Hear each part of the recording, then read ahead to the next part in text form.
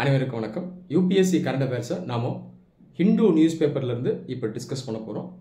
நிறைய students current அஃபேர்ஸை ரெகுலராக discuss பண்ணுங்க அப்படின்னு கேட்டிருந்தீங்க. அன்ஃபார்ச்சுனேட்டாக எனக்கு கரண்ட் அஃபேர்ஸை ரெகுலராக டிஸ்கஸ் பண்ணுறதுக்கு டைம் இருக்க மாட்டுது. ஆனாலும் எனக்கு எப்பெல்லாம் முடியுதோ அப்பெல்லாம் கரண்ட் அஃபேர்ஸை நான் டிஸ்கஸ் பண்ணுறேன். So please bear with me.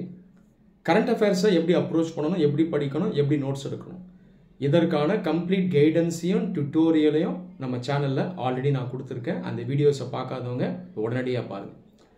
நேற்று கரண்ட் அஃபேர்ஸ் அனாலிசிஸில் முக்கியமான டாபிக்ஸை நான் முடிஞ்ச வரைக்கும் கவர் பண்ணேன். இன்றைக்கி கரண்ட் அஃபேர்ஸ் அனாலிசிஸில் மெயினாக எக்கனாமியில் ஃபோக்கஸ் பண்ணலான்னு இருக்கேன். அதே நேரத்தில் இன்டர்நேஷ்னல் ரிலேஷன்ஸ்லையும் இன்டர்னல் செக்யூரிட்டிலையும் கொஞ்சம் ஃபோக்கஸ் பண்ணலான்னு இருக்கேன். ஸோ இன்றைக்கி இந்த ஏரியாஸில் நம்ம அதிகமாக கவனம் செலுத்த போகிறோம்.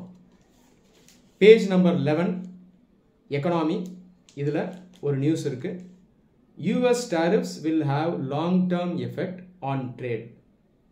Commerce Ministry to PAC. Subject பார்த்தீங்கன்னா எக்கனாமி.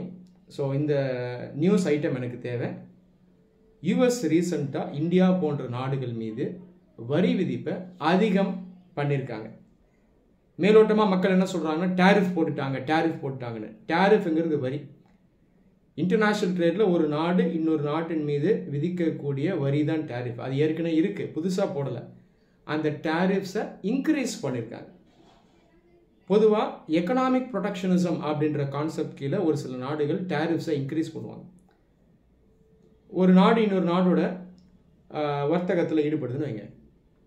ஆனால் அந்த நாடு என்ன நினைக்கும்னா, அந்த இன்னொரு நாட்டுக்கிட்ட இருந்து சில பொருட்களை நம்ம அதிகமாக வாங்கிட்டோம் அப்படின்னா இது நம்முடைய பொருளாதாரத்தை அஃபெக்ட் பண்ணும். நம்முடைய நாட்டுக்குள்ளே இருக்கக்கூடிய அந்த உற்பத்தியாளர்களோ விவசாயிகளோ அல்லது வேறு சில நபர்களோ பாதிக்கப்படுவாங்க. அப்போது அந்த நாட்டுக்கிட்டேருந்து நம்ம பொருட்களை வாங்கலாம், ஆனால் அந்த அளவை குறைச்சிக்கலாம். அப்படி இல்லைன்னா அந்த பொருள் மீது விதிக்கக்கூடிய வரியை நம்ம கொஞ்சம் அதிகப்படுத்தலாம் அப்படின்ற முடிவுக்கு வருவாங்க. இது வழக்கமாக உலகம் ஃபுல்லாக நடக்கிறது தான்.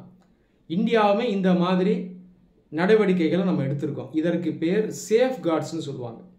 அந்த நாட்டினுடைய பொருளாதாரத்தை நியாயமான முறையில் அந்த நாடு பாதுகாக்கிறது, இது சேஃப்கார்டு. ஆனால் இந்த சேஃப்கார்டை தாண்டி அன்ஃபேராக அன்ஜஸ்டிஃபைடாக ஒரு நாட்டிலிருந்து வரக்கூடிய இம்போர்ட்ஸ் மேலே டேரிஃப்ஸை ரொம்ப அதிகமாக்குறாங்க அப்படின்னா இது பேர் ட்ரேட் ப்ரொடெக்ஷனிசம் அப்படின்னு நம்ம சொல்கிறோம். Overall concept economic protectionism.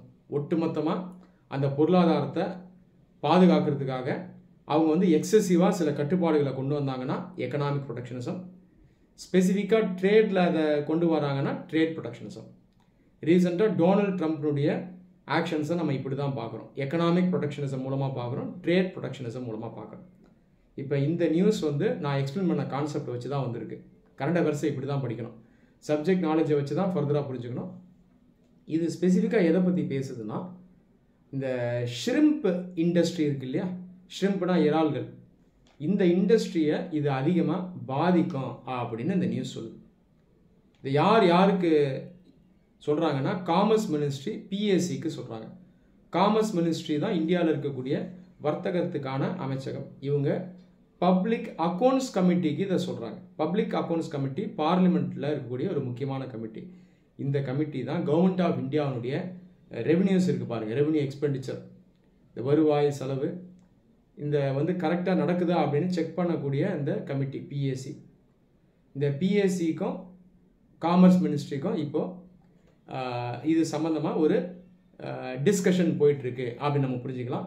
இங்கே காமர்ஸ் மினிஸ்ட்ரியோ PACயோ நமக்கு முக்கியம் இல்லை. இதெல்லாம் நீங்கள் பாலிட்டியில் படிப்பீங்க. நமக்கு எது முக்கியம்னா எக்கனாமிக் ஆஸ்பெக்ட். அது என்னென்னா இந்த ட்ரேட் ப்ரொடெக்ஷனிசம். இப்போ இந்தியாவில் ஆந்திர பிரதேஷ் போன்ற சில மாநிலங்கள் இந்த ஷ்ரிம்ப் அதிகமாக ஏற்றுமதி பண்ணுறாங்க, எக்ஸ்போர்ட் பண்ணுறாங்க. இதில் ஒரு முக்கியமான டெஸ்டினேஷன் எதுனா அமெரிக்கா.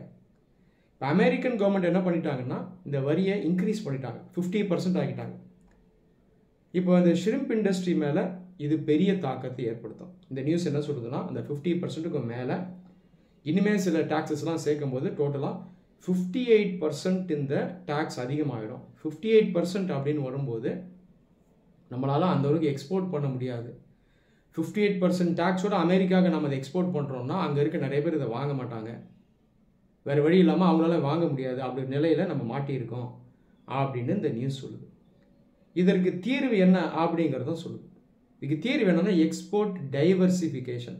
ஒரு சில நாடுகளை மட்டும் நம்பி இல்லாமல் பல நாடுகளை நம்ம மார்க்கெட்டாக மாற்றணும். இதுதான் எக்ஸ்போர்ட் டைவர்சிஃபிகேஷன். அப்படி பார்க்கும்போது எக்ஸ்போர்ட்ஸை டைவர்சிஃபை பண்ணுறோம். புதுசாக சில மார்க்கெட்ஸை நம்ம பிடிக்க ட்ரை பண்ணுறோம். அதில் முக்கியமான மார்க்கெட் என்னென்னு பார்த்தீங்கன்னா இந்த EFTA, European free trade association. அதில் 4 நாடுகள் இருக்குது. ஐஸ்லாண்ட், லிechtenstein, நார்வே, சுவிட்சர்லாந்து. அதை தாண்டி UK இருக்கு இல்லையா, பிரிட்டன். இந்த நாட்டையும் ஒரு மார்க்கெட்டாக நம்ம பிடிக்க பார்க்குறோம். அப்போ UK நம்ம மேலே ரெஸ்ட்ரிக்ஷன்ஸை இம்போஸ் பண்ணாலும் தொடர்ந்து இந்த ஷ்ரிம்ப் எக்ஸ்போர்ட்ஸை கண்டினியூ பண்ணி இந்த ஷ்ரிம்ப் ஃபார்மர்ஸ்க்கு நம்ம ஹெல்ப் பண்ணுறதுக்கு எக்ஸ்போர்ட் டைவர்சிஃபிகேஷனில் நாம் ஈடுபடுறோம் அப்படின்றத புரிஞ்சுக்கணும். இப்போ ஷ்ரிம்ப் தாண்டி இன்னும் நிறைய செக்டர்ஸ் இந்த மாதிரி பாதிப்புக்கு உள்ளாகக்கூடிய வாய்ப்பு இருக்குது. ஸோ முடிஞ்ச வரைக்கும் இந்த செக்டர்ஸ் இப்போயே என்ன பண்ணணும்னா எக்ஸ்போர்ட் டைவர்சிஃபிகேஷன் பண்ணி வச்சுக்கணும். புதுசாக மார்க்கெட்ஸை பிடிக்கணும். இந்தியாவுக்கு பொறுத்த வரைக்கும் ஒரு பெரிய மார்க்கெட் யூரோப் ஆல்ரெடி ஒரு பெரிய மார்க்கெட்டாக இருக்குது. இதில் ஃபர்தராக நம்ம உள்ளே போகணும். அதை தாண்டி Latin America, eastern Europe, Australasia, east Asia, இந்த மாதிரி மார்க்கெட்ஸ்குள்ளேயும் நம்ம டைவர்சிஃபை பண்ண ட்ரை பண்ணணும். அடுத்த நியூஸுங்க அதே பேஜில் தான் இருக்குது. Page number 11. Subject internal security. Government trying to evict tribal people to hand over land to corporates. T Raja communist பார்ட்டியை சேர்ந்த தலைவர். அவர் என்ன குற்றச்சாட்டு வைக்கிறாரு கவர்மெண்ட்டுக்கு எதிரான்னு பார்த்தீங்கன்னா, கவர்மெண்ட் இந்த மாவோயிஸ்ட் மேலே ஆக்ஷன் எடுத்துகிட்டு வராங்க. அது கண்டிப்பாக எடுக்கணும். ஆனால் மாவோயிஸ்ட் மேலே ஆக்ஷன் எடுக்கிறேன் அப்படின்ற பேரில் பழங்குடியினர் இருக்கக்கூடிய இடங்களை அவங்க கார்ப்பரேட்ஸ் கையில் ஒப்படைக்கிறாங்க. அதானி, அம்பானி போன்றவர்கிட்ட கொடுக்க ட்ரை பண்ணுது கவர்மெண்ட் அப்படின்ற குற்றச்சாட்டை கம்யூனிஸ்ட் இன்னைக்கு முன்னெடுத்து வச்சுருக்காங்க. நேற்றும் இதை நம்ம டிஸ்கஸ் பண்ணியிருந்தோம். இன்டர்னல் செக்யூரிட்டி கீழே. இன்டர்னல் செக்யூரிட்டி அப்படின்றது ஒரு நாடு தன்னுடைய எல்லை பகுதியை நாட்டுக்குள்ளே இருக்க சவால்கள், அச்சுறுத்தல்கள் கிட்டேருந்து பாதுகாக்கிறது தான் இன்டர்னல் செக்யூரிட்டின்னு நம்ம சொல்கிறோம். இந்தியாவில் இன்டர்னல் செக்யூரிட்டின்னு சொல்கிறோம். அமெரிக்காவில் இந்த ஹோம்லேண்ட் செக்யூரிட்டின்னு சொல்லுவாங்க. இந்தியாவை பொறுத்த வரைக்கும் நிறைய இன்டர்னல் செக்யூரிட்டி த்ரெட்ஸ் நமக்கு இருக்குது. உதாரணத்துக்கு செப்பரேட்டிசம், பிரிவினைவாதம், டெரரிசம், பயங்கரவாதம், எக்ஸ்ட்ரீமிசம், தீவிரவாதம், அதை தாண்டி இன்சர்ஜென்சிஸ், கிளர்ச்சி, இதெல்லாம் இருக்குது. நம்ம இது அப்ஜெக்டிவ்ஸை வச்சும் பார்க்கணும், மீன்ஸை வச்சும் பார்க்கணும். அப்ஜெக்டிவ்ஸ்ன்றது ஒரு அமைப்பு அதனுடைய குறிக்கோளை வச்சுருக்கோம். இது அப்ஜெக்டிவ். இப்போ நக்சல்ஸ் பார்த்தீங்கன்னா அவங்களுடைய அப்ஜெக்டிவ் வந்து இந்தியன் ஸ்டேட்டை ஓவர் த்ரோ பண்ணிடணும். இந்தியாங்கிற நாடே இருக்கக்கூடாது. இது அவங்களுடைய objective. Jammu Kashmir, north east போன்ற பகுதிகளில் நிறைய செப்பரேட்டிஸ்ட் இருக்காங்க. இவங்களுடைய அப்ஜெக்டிவ் என்னென்னா இந்தியாவிலேருந்து பிரிஞ்சு போயிடணும். ஓகேங்களா? ஸோ அப்ஜெக்டிவாக பார்க்கும்போது இதெல்லாம் மெயினான அப்ஜெக்டிவ்ஸாக வரும். அதை தாண்டி ரிலீஜியஸ் ஃபண்டமெண்டலிசம் ஒரு அப்ஜெக்டிவ். மத அடிப்படைவாதம், மதத்தை அடையாளமாக காட்டி மக்களை பிளவுபடுத்தணும். இப்படி சில குரூப்ஸ் இருக்காங்க. ஸோ அப்ஜெக்டிவ்ஸ் வச்சு பார்க்கும்போது சில குரூப்ஸ் நீங்கள் ஐடென்டிஃபை பண்ணலாம். அதை தாண்டி இவங்க கையில் எடுக்கக்கூடிய அந்த மீன்ஸ் இருக்குது பாருங்கள், கருவி.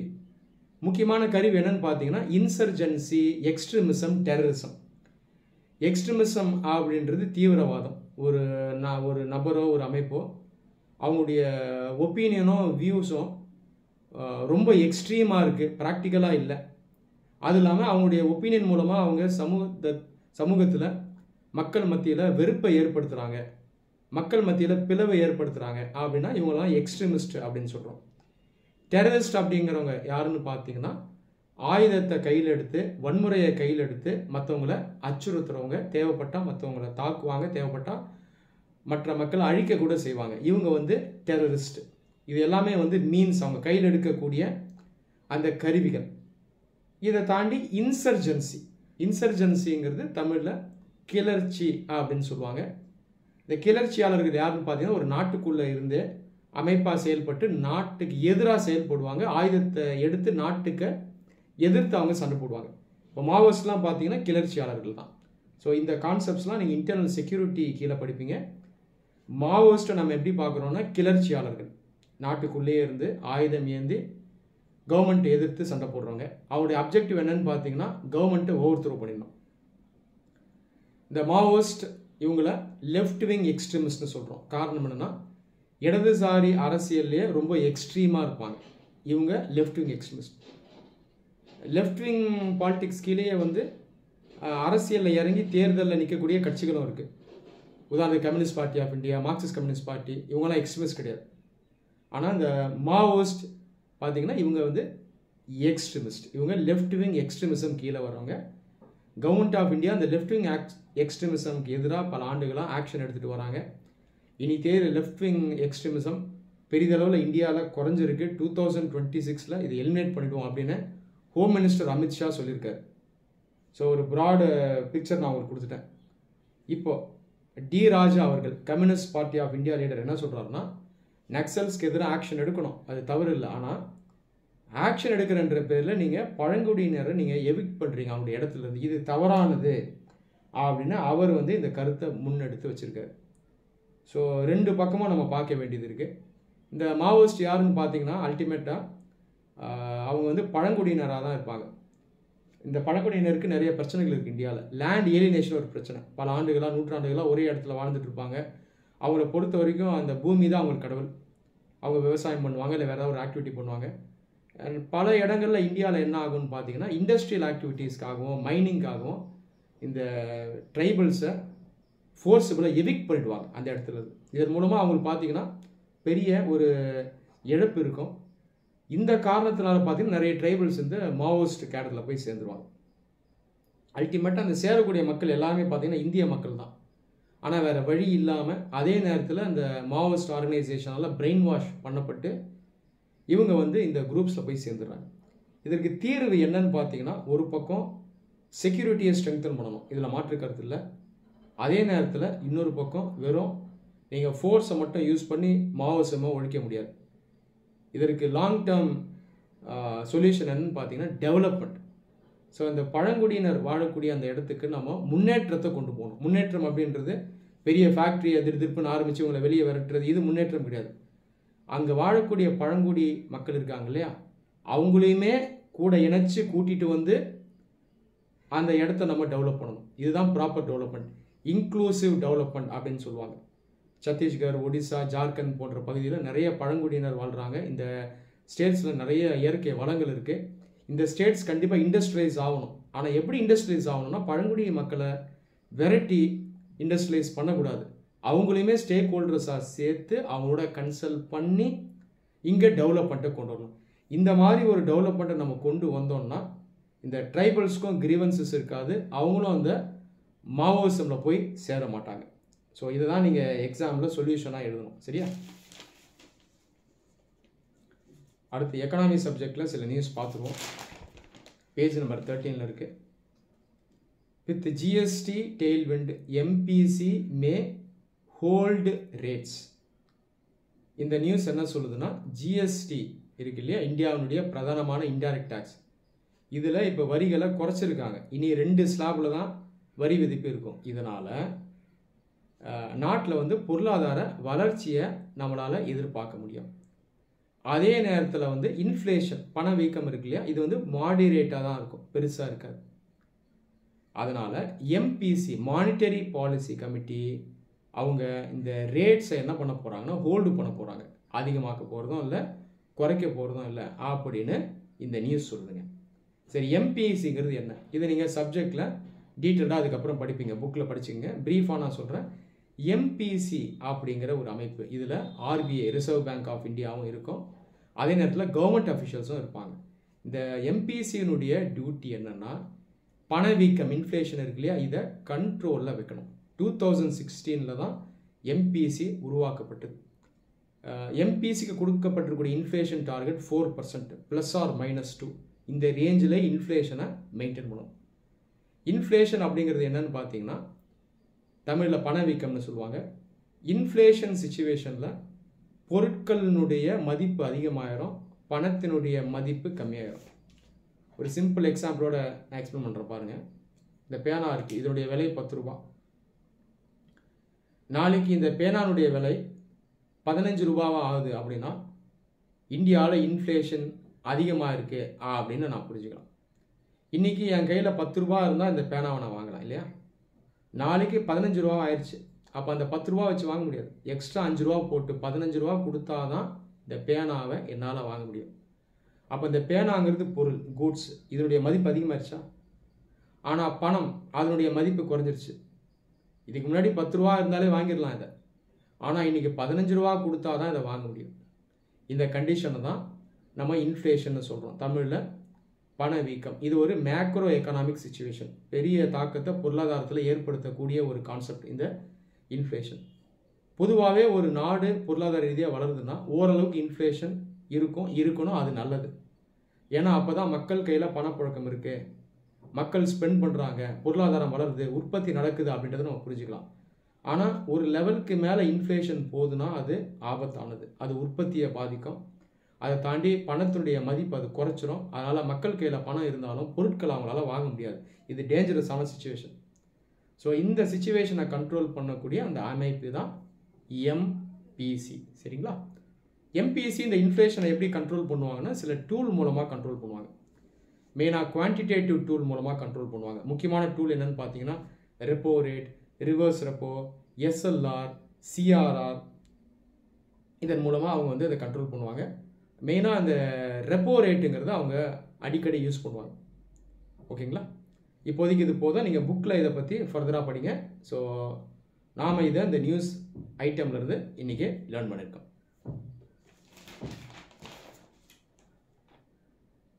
ஜிஎஸ்டி பொறுத்த வரைக்கும் இப்போது ரேட்ஸை குறைச்சிருக்காங்க. அப்போ நம்ம என்ன புரிஞ்சுக்கணுன்னா மக்கள் கையில் இப்போது பணப்புழக்கம் கொஞ்சம் அதிகமாகவே இருக்கும். ஏன்னா இப்போ நம்ம வரி கட்டுறது குறைஞ்சிருச்சு இல்லையா? அப்போ நம்ம கையில் பணப்புழக்கம் கொஞ்சம் அதிகமாகவே தான் இருக்கும். ஆனால் அந்த பணப்புழக்கம் அதிகமாக இருக்கிறதுனால என்ன ஆகும்னா இன்ஃப்ளேஷன் கொஞ்சம் அதிகமாகக்கூடிய வாய்ப்பு இருக்குது. பொதுவாகவே மக்கள் கையில் பணப்புழக்கம் அதிகமாக அந்த பொருட்களுக்கான டிமாண்ட் அதிகமாகவும் நம்ம வாங்கும்போது பண வீக்கம் ஏற்படும். ஆனாலும் இப்போதைக்கு எம்பிசி என்ன பண்ணுறாங்கன்னா மக்கள் கையில் அந்த பணப்புழக்கம் இருக்கட்டும், அந்தளவுக்கு இது பெரிய தாக்கத்தை ஏற்படுத்தாது, வெயிட் பண்ணி பார்க்கலாம் அப்படின்ற புரிதலில் அவங்க இப்போ ரேட்ஸை ஹோல்டு பண்ணியிருக்காங்க. சரியா? ஒருவேளை இன்ஃப்ளேஷன் அதிகமாகுதுன்னா என்ன பண்ணுவாங்கன்னா அந்த ரேட்ஸ் அதிகப்படுத்துவாங்க, ரெப்போ இதெல்லாம் அதிகப்படுத்துவாங்க. அதன் மூலமாக இன்ஃப்ளேஷன் அவங்க கண்ட்ரோல் பண்ணுவாங்க. அடுத்து அப்படியே கீழே பார்த்தோம்னா ஒரு நியூஸ் இருக்குது எக்கனாமியில். Moody's affirms Baa3 rating maintains stable outlook. இந்த மூடிங்கிறது ஒரு கிரெடிட் ரேட்டிங் ஏஜென்சிங்க. இந்த உலகத்தில் ஒரு சில முக்கியமான கிரெடிட் ரேட்டிங் ஏஜென்சிஸ் இருக்காங்க. இவங்க வந்து நாடுகள் என்ன பண்ணுவாங்கன்னா ரேங்கிங் பண்ணுவாங்க.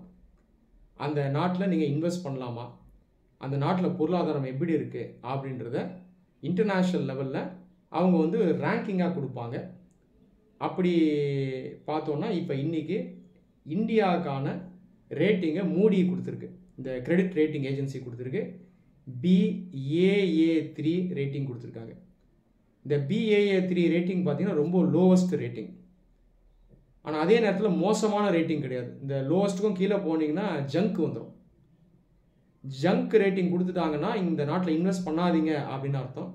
நமக்கு ஜங்க் ரேட்டிங் கொடுக்கல, Baa3 கொடுத்துருக்காங்க. Baa3 கொடுக்குறாங்க அப்படின்னா இங்கே இன்வெஸ்ட் பண்ணலாம், பெரிதளவில் ஆபத்து இல்லை.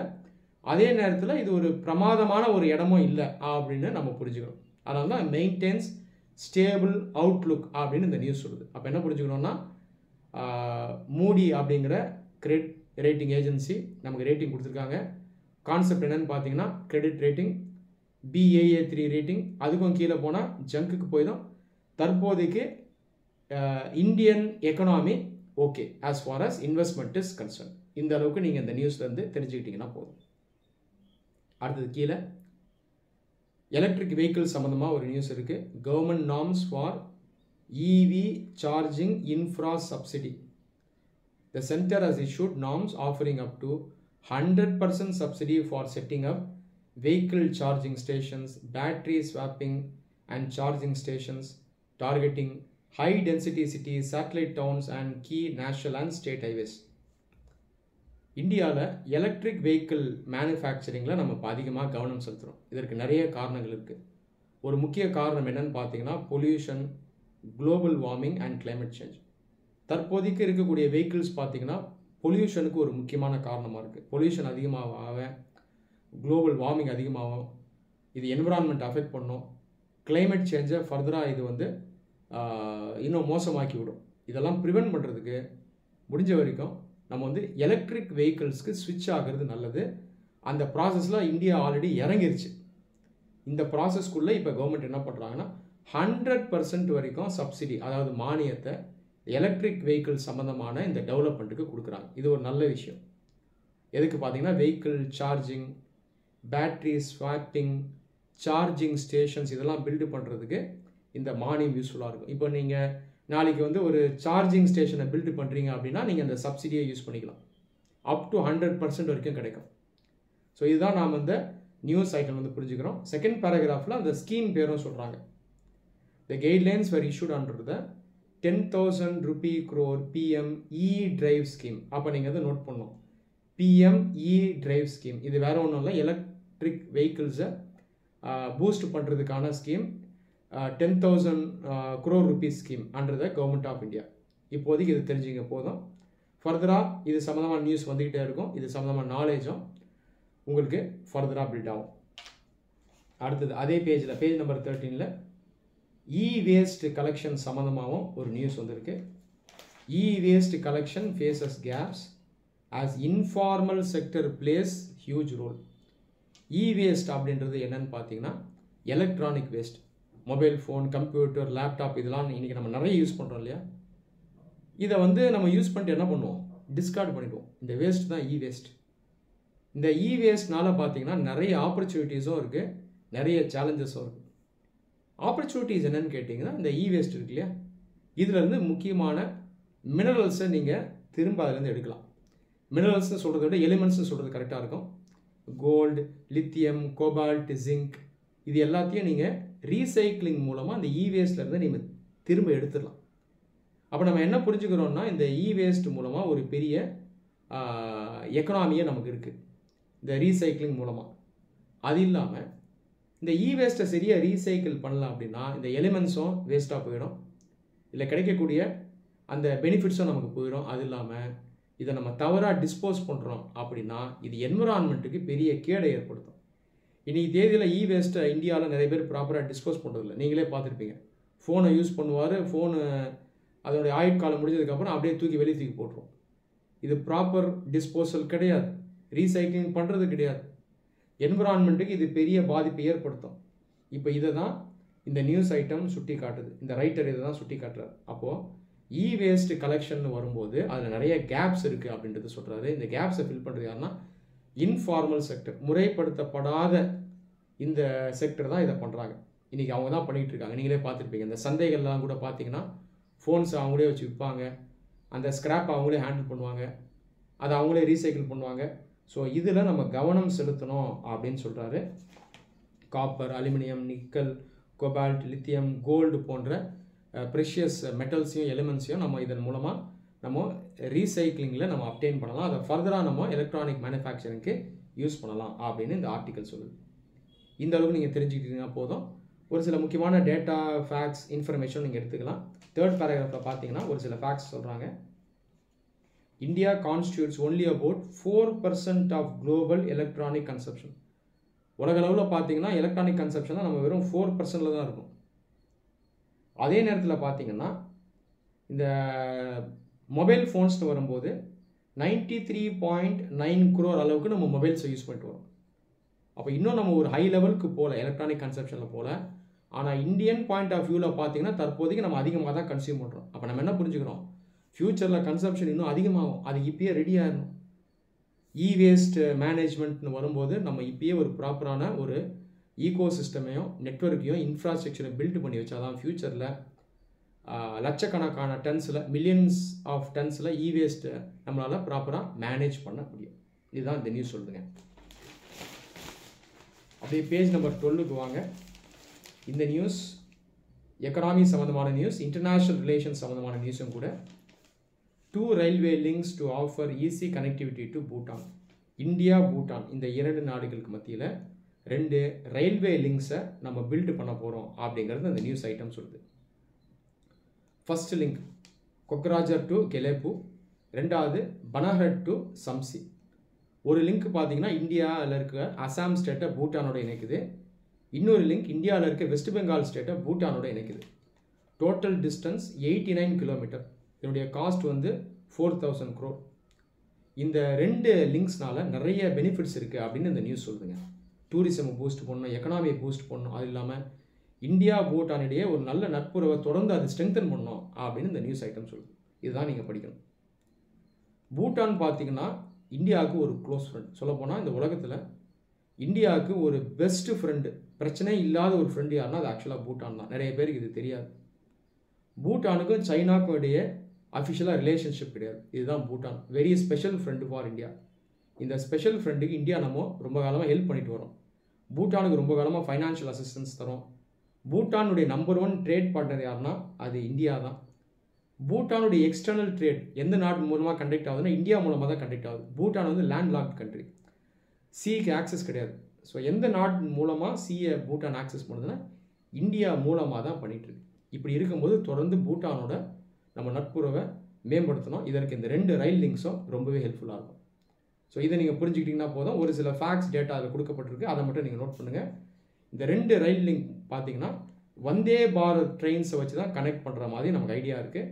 ஸோ வந்தே பாரத் ட்ரெயின் நீங்கள் நோட் பண்ணணும். அதை தாண்டி இந்தியா 10,000 கோடி ரூபாயை பூட்டானுடைய டெவலப்மெண்ட்டுக்கு நம்ம பிளட்ஜ் பண்ணியிருக்கோம். காரணம் நான் ஏற்கனவே சொல்லிட்டேன், very important friend for India. Bhutan பார்த்தீங்கன்னா அவங்க 5 இயர் பிளான்ஸை இம்ப்ளிமெண்ட் பண்ணுறாங்க. ஒரு காலத்தில் இந்தியாவுமே 5 இயர் பிளானை இம்ப்ளிமெண்ட் பண்ணோம். 2014 அப்புறம் நம்ம பண்ணல, ஸ்டாப் பண்ணிட்டோம். தற்போதைக்கு இந்தியாவில் பிளானிங் கமிஷன் கிடையாது, நித்தி ஆயோக்ன்ற பாடி மட்டும்தான் இருக்குது. ஆனால் பூட்டானில் தொடர்ந்து 5 இயர் பிளான் இருக்குது. இந்த 5 இயர் பிளானுக்கு இந்தியா சப்போர்ட் பண்ணுறோம். அதற்கு இந்த ரயில்வே லிங்க் மூலமாகவும் நம்ம அசிஸ்ட் பண்ணுறோம். ஓகேங்களா? இதெல்லாம் நீங்கள் வந்து டேட்டா இன்ஃபர்மேஷனாக சேர்த்து நோட் பண்ணணும். கடைசி பேராகிராஃபில் இன்னும் சில ப்ராஜெக்ட்ஸ் பற்றி சொல்லப்பட்டிருக்கு. Bhutan is set to benefit from the Jogighopa inland waterways transport terminal. அப்போ இதை நோட் பண்ணணும், இந்த பிளேஸை நோட் பண்ணணும். அது இல்லாமல் 5 மேஜர் ஹைட்ரோ பவர் ப்ராஜெக்ட்ஸில் இருந்தும் பூட்டான் பெனிஃபிட் ஆகும். இந்த ப்ராஜெக்ட்ஸ் எல்லாமே பார்த்தீங்கன்னா இந்தியா இம்ப்ளிமெண்ட் பண்ணுறது தான். மெயினாக பூட்டான் இதனால் பெனிஃபிட் ஆகும். சுக்கா, தாலா, குறிச்சு இதெல்லாம் நீங்கள் நோட் பண்ணணும். இந்த மாதிரி ஃபேக்ட்ஸ்லாம் நீங்கள் ப்ரிலிம்ஸ் எக்ஸாமினேஷனில் எதிர்பார்க்கலாம். ஓகே ஃப்ரெண்ட்ஸ், இதோட நம்ம கரண்ட் அஃபேர்ஸ் அனாலிசிஸை வைண்ட் அப் பண்ணிப்போம். எனக்கு எப்போல்லாம் டைம் கிடைக்குதோ தொடர்ந்து நான் கரண்ட் அஃபேர்ஸை அனலைசிஸ் பண்ணுறேன். நன்றி.